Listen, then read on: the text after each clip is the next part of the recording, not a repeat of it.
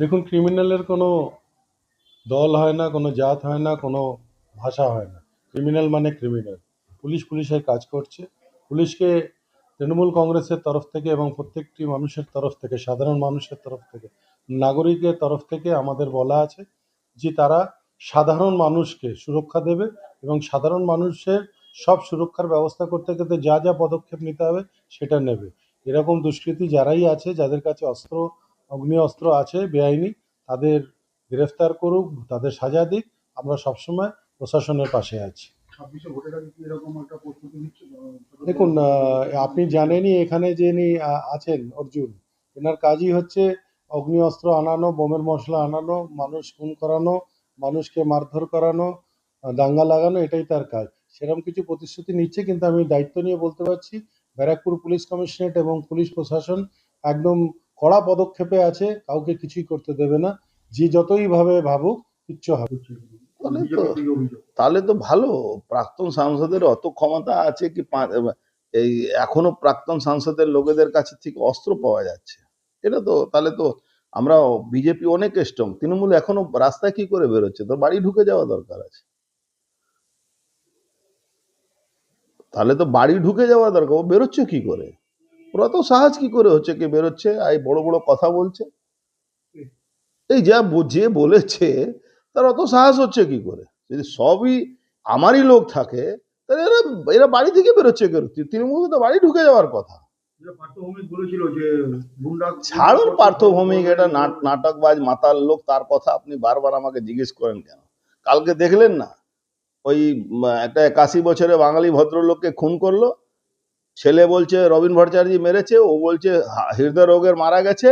আর এখনো রবীন ভট্টাচার্য কাউন্সিলর আছে, এখনো রবীন ভট্টাচার্য ওই বার অ্যাসোসিয়েশনে কি সেক্রেটারি না প্রেসিডেন্ট আছে। তো এই তো সবই তৃণমূলের দলের লোক। আর আবার কালকে তৃণমূলের লয়ার সেল কালকে পুলিশকে মারামারি করছে। ওই কি একটা ডিসিপি কে কালকে মেরেছে, একটা রিপোর্টারকে মেরেছে। আরে কোন পার্থ ভৌমিকের কথা মাঝে মাঝে আমাকে জিজ্ঞেস করে? আমি আবার ধন্যবাদ দিলে বেচারা চাকরি চলে যাবে যে ও অফিসার ধরছে।